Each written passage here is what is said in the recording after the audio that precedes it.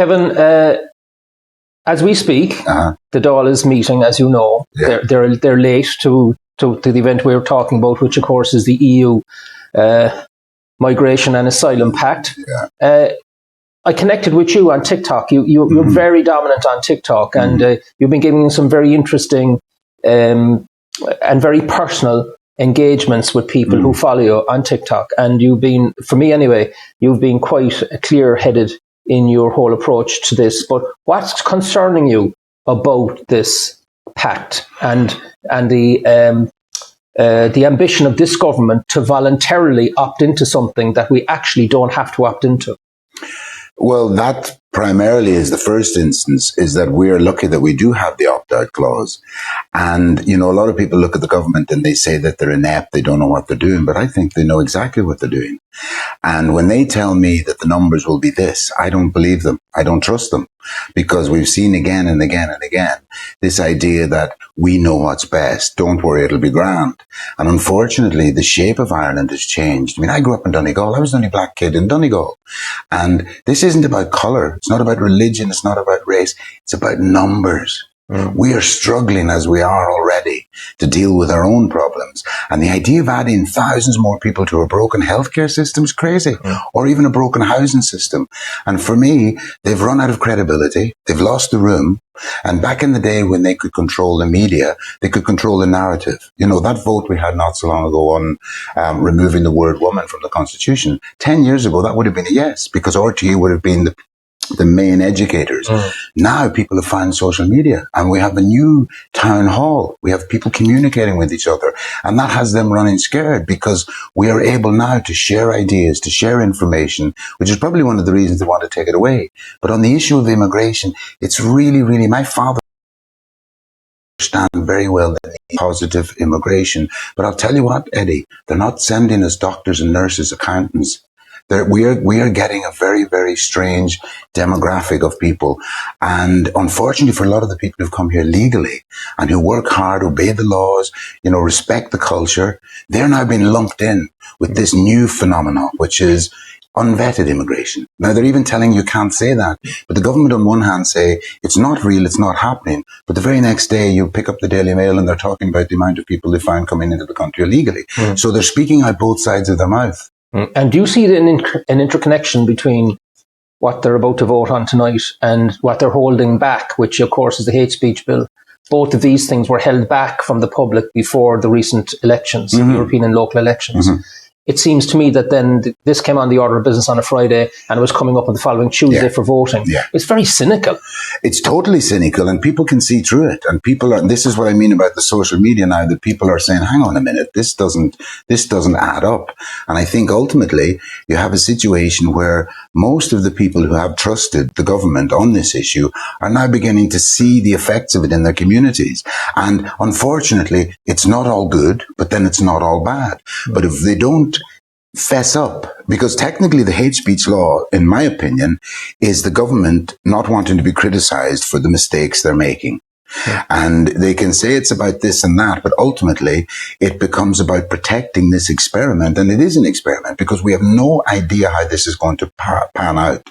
And we're told, you know, it'll be grand, trust me. But actually, a lot of people are very, very concerned. And instead of being listened to, you know, 80% of the population in Ireland now believe we've taken in enough immigrants.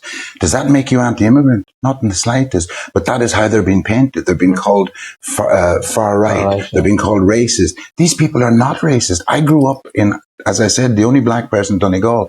Racism is not a big problem in Ireland. However, these policies are going to create a generation of racists, because eventually people who are treated unfairly get angry and resentful. And then they look and go, why is he getting that when I'm not getting this? But the government are riding roughshod over everybody's sensibilities. And that will have a huge impact on communities. And it is having a huge impact. So you're saying that the government are using propaganda rather than direct engagement with the people that voted them into office? Oh my God, 100%, Eddie. That is exactly what's happened. It's almost as if the people who pay their wages are at the back of the queue and last to be listened to, when the European Union, who are dictating pretty much this policy, and what we're doing tonight, is handing over responsibility for our immigration policy to the EU. They say 600. Really? Per week. Per week? Yeah. But that's what happens. It starts at that number. And then before you know it, there's an emergency here. There's a climate emergency. There's a war over here. But all of that doesn't matter. What matters is we're a small country. We're struggling to deal with our own problems. And adding more people to that, for me, is going to be a disaster. Mm. And you've been so animated about it, and I've been following you.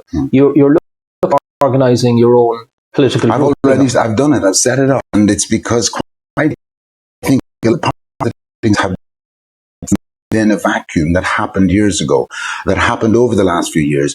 But we now have a new country. We have a new Ireland that has new people in it. And we can't go backwards. We can't send everybody back to Africa. We can't send the gays back to jail. We have to acknowledge that we've matured, we've grown up. And unless it's inclusive, we've lost the argument. And that's what I think, that's the reason I went ahead, was because I know clearly how I think about it. And everything I think about is based on one single fact, and that is fairness. I don't believe that Irish people are being treated fairly. And I, as a kid, was treated unfairly in my upbringing. And it made me very aware of how important it is for people to feel that they're being treated fairly, not just by the political establishment, but by the people whose wages they pay, the people that are supposed to represent them. And a lot of the people in Ireland today, at recent election, we had a situation where people were asked to vote on this, and that, but we're not going to talk about that and that and that.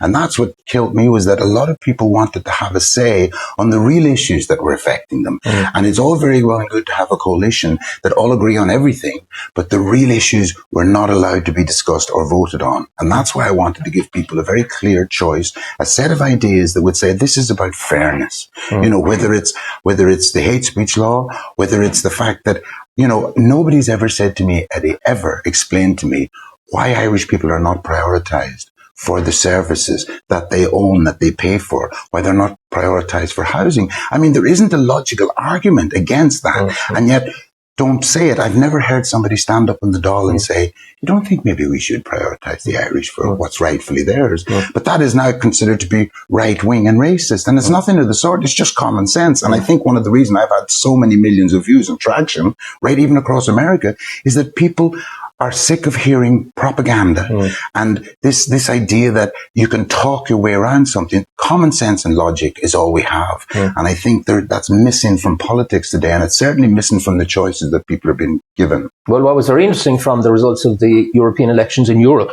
was that if you take the three main countries, Italy, Germany, and of course France, what we're seeing is that there's a movement now from the centre out over to the right. Yes, and that's a good thing. Yeah. And that's a good thing because Eddie, in my opinion, a sensible, intelligent person has some political views that are on the left, some that are in the middle, and some that could be described on the right. But what we've now done is demonize the idea that if you're not extreme left, and let's face it, we know all about the extreme left. We know what they stand for. We know what they stand for teaching children in school. We know what they stand for when it comes to propaganda about sexuality. We know what they stand for in terms of looking after the Irish people. What we don't know is what would happen. And my party is a centre-right party because the way I see it, Eddie, is very simple. And you're calling this A New Ireland. NewIreland.ie is the website. It goes live on the 4th of July. But the point being is that, we have now got a golden opportunity between now and the next election to say to the Irish people, look, there is an alternative here. These are sensible policies. These are not about, over-explaining. These are about simple things that most people are concerned about in Ireland. And I just think it's now or never, because if we get another 5 years of the hard left, and that's what they are. And the thing is, Eddie, we've entered even the old parties that were of the centre have gone so far left. Absolutely, And the truth is, Eddie, we grew up in an Ireland where nobody wanted to be considered a bad person, so nobody wanted to be unpopular, and yet we have gotten to the point now where if you believe your communities are safe, you should be safe. You're far right. If you believe that children should be allowed to enjoy their education and their innocence, if you believe that, you're far right. So I say to people, you've got to own this. Let's call a spade a spade. I am happy to be considered right wing in some of my views. Far right, no. Extremists, no. But they've painted us all into a corner here, and it's a very dangerous thing to do. But have you noticed that I should put it in a better way, that the the mainstream media in Ireland, as they were the Irish Times, Independent, The Examiner, RTE, News Talk, they seem to all coalesce around the state. Of course they say propaganda. And repeat the tropes rather than actually challenge them. Rather than asking the real questions. Yeah. Two questions I have for the media. Why does nobody in the media ask, where's that little girl that got attacked? What happened to her? Nobody wants to ask that question, and nobody wants to answer it. Second question, why are all these mostly men that are coming to the country? And these are issues that people really want answered, but the media they've lost the room, Eddie. The government have lost the room. The only thing that's keeping them relevant is the sound of their own voices. They found echo chambers where they all agree on everything, but there's no truth in it. For me, there's no honesty in it either. Well, listen, I wish you very, very well. Thank you. Good luck on the 4th of July. So 4th of July is the official launch date of a New Ireland. Yeah. And then, so you're gearing up then for the general election? Yeah. We're looking to stand candidates in every county in Ireland. Okay, well, and that's a big ambition. So far, it is, but you have to start somewhere. Okay. And the policy platform then will sort of emerge? It's already, we have the manifesto together, and it starts out with prioritising Irish people. Okay. It goes on to handing back control of the fishing to the fishermen and to the farmers. I mean, these guys have been doing this their entire life, but they've been told now what to do by a group of unelected officials in Brussels who know nothing about farming, nothing about fishing. Killybegs, one of the best fishing ports in was, and that's been decimated, and it's been all done, in the name of progress. But we know what the farmers know what they're doing, the fishermen know what they're doing, and communities know what they want, and what they don't want is unvetted, uncontrolled immigration. In my opinion, the immigration in Ireland should be halted, apart from essential immigration, for the next 3 to 5 years. And you know what? Let's catch our breath here, sort all of this out. We don't have the houses, we don't have the hospital places, and any politician that says Ireland is not full, I would invite him to go to any hospital on a Saturday night and look at the trolleys, or look at the waiting lists of people in Ireland who've been waiting 17, 18, 20 years for a house, and then they're told, well, this person is more needy. And that's the biggest problem. I think they've lost sight. Yeah, you've said that a few times, that they've lost the dressing room. So just on that point, and maybe we can finish on this point, that if that's the case, then there's a pivot going on the ground in Ireland, where people are just fed up. Absolutely. With the sort of the woke agenda, the virtue signalling. The establishment bullshit, Eddie. Yeah, okay. Look at this whole LGBT. I didn't sorry, that word. Like that, but no, but that's what it sounds like to us. Yeah. And the whole LGBT thing. I asked somebody about this recently. I said, "Why are you picking out gay kids as being in danger and as being bullied, when in fact ginger-haired kids get bullied, fat kids get bullied, people with glasses, black kids get bullied, but the danger of promoting one minority over the rest is to create a very dangerous precedent, and I think they're playing a very dangerous game here." Okay. All right, Kevin, wish you well. Thanks so much for coming. Thank you very much. Pleasure. Okay, well, we'll go now to we'll go to the Dáil and see what's happening. And the other side is being criticised for doing too much. I think this pact, which has taken a long, long time to negotiate across Europe, strikes a balance in the centre that we need. But until Europe and the developed world starts looking at the causes of migration, what's forcing desperate people to leave parts of Africa, parts of Asia, and deals with that, this is going to continue. And no matter what we do, President Trump tried to build a wall, it didn't work. Britain had Brexit, it didn't work. Italy put in Prime Minister Meloni, it didn't work. They'll keep on coming. As our people left here when they had to. No. And they ended up in Canada and other places. And they worked, or they starved, or they died. Not treated very well. This is bullshit. So we have this in our DNA too. No. So I think this pact is a way forward. If Europe works together, if we work inside, we cannot do it on our own. No country can deal with this issue on its own. Yeah. We need to work together. Well, Denmark is deciding to do it on its own. Yeah, you can say no. That's what's lost here. Approach. Humanitarian. But what about your own people, Eddie? You can't apply that to outside. One of the ironies is that sometimes people say, look, we can't bring people here because we can't treat them better. But very often the people come here, they come from areas and places that we can only think about in our work. Well, this is David Staunton, Fine Gael, East Cork.